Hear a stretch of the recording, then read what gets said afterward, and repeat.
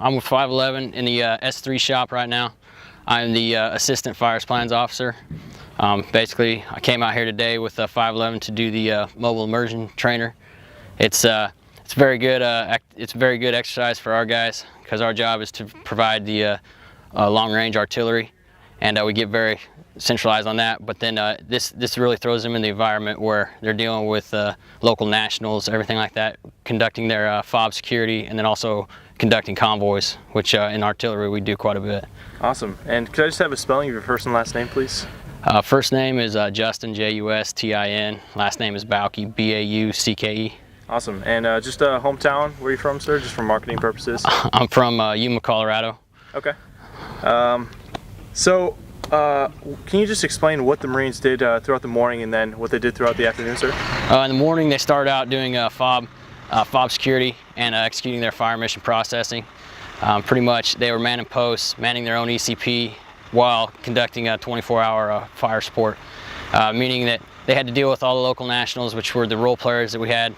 They had to keep them out of their ECP, keep them from infiltrating their perimeter, and then on top of that, at any time, they had to make sure that they were able to execute their mission of providing artillery fires.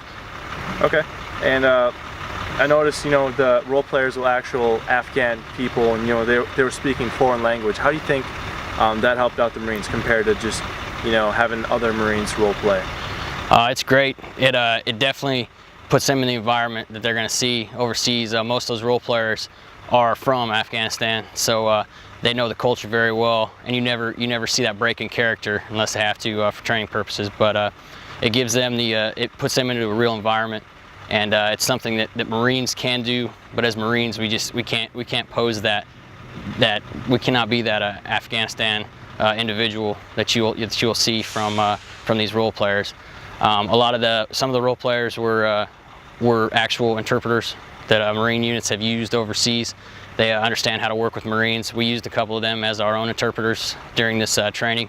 And it's just a very good, realistic scene for these Marines, especially ones that haven't deployed yet, just to see this different environment. It's a lot different than our regular training. How do you think the Marines performed today? The Marines today, they performed great.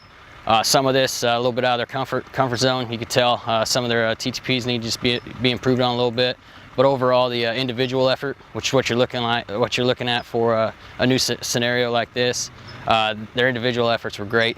All the Marines were working really hard and excited to be in this kind of training. It was very good overall, and I think it's a very good eye opener for some. And then what we want them to take away from this training is just discussion points, TDGs, things like that, tactical decision games where they can take and work these scenarios. The Marines, they performed very well today. They're very excited to get into a new training environment. Having the role players there, you could see that it was very good for especially the Marines that haven't deployed before. They get to see what a possible look at what the environment will be like overseas. From there, it just opens their minds to new avenues of training. They definitely were put into some scenarios today that they can take back and use for discussion points later. Maybe work them into tactical decision games. Taking, hey, if this scenario happens, how would we approach this? If this scenario happens, how do we approach this? If they both happen at the same time, how would we approach it? And then just kind of start to work their platoon SOPs off of that. Awesome.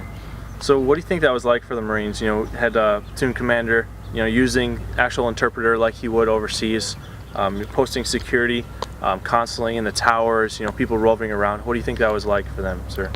I think it's great. It's a good training piece. They have to realize that they're going to have multiple things going on. They don't just get focused on that providing the artillery support. They have to look outside the box, make sure they're taking care of the perimeter. And then for the platoon commander, I know working with the interpreter and seeing that cultural aspect, talking to the sheik of the role players, he definitely has to step into a new role, and it definitely opens his eyes to a new thought process of dealing with the local population. The Marines, you could just tell they're out of their comfort zone today. What do you think it's like just to get them out of their comfort zone during training? They could get mad at the role players, but they can't use force unless needed. What do you think that's like to get that training in before they actually deploy to Afghanistan? It's very good. Just again, another big eye opener. They're not able to touch that civilian, but they also know that the role player is not going to harm them. But at the same time, the frustration and all that they'll see overseas, maybe it'll take away that shock when they get there, and help them approach it in a better way once they get overseas. So throughout the afternoon, they went on their supply convoy. What do you think the Marines were thinking, when they, hit that simulated IED, came under just all this enemy fire when, they already have casualties to take care of? All right, I mean, that's another one of those realistic scenarios. We had some of the Marines moulaged up. Definitely, you can see like some, they put on the makeup and everything, had bones sticking out and things like that. And I know the Marines weren't ready for that because we kind of snuck those Marines in, their casualties in on them. And for them to come up on that after hearing the IED blast and everything, because there's always that moment of shock when that IED goes off because it's a lot louder than you expect, and it seems pretty realistic. And then it really brings it home when they see Marines on the ground that look like that are presented to be all bloodied up, and they have to take care of these casualties and do the correct things while taking small arms fire, and really puts them into that complex scenario that in a worst case scenario will happen to you overseas. And how do the Marines prepare and just train for to deal with worst case scenarios like today, sir? Just through training like this, and then after that, going through that thought process of, hey, if this would happen again, how would we approach it? What would we do different? Everything like that, and then just making sure that you're always keeping that in the back of your mind that this could happen at any time. That way, when everything does go wrong and you're in that worst case scenario, you know how to react. You're reacting to it and not in shock. So after briefing the Marines after how they performed today, where do you guys plan on going from here, sir? From here, we just concluded 3 days of this training. Got an entire battery through all 3 of their platoons, and then from here, the battery they're getting ready to deploy here in the next month.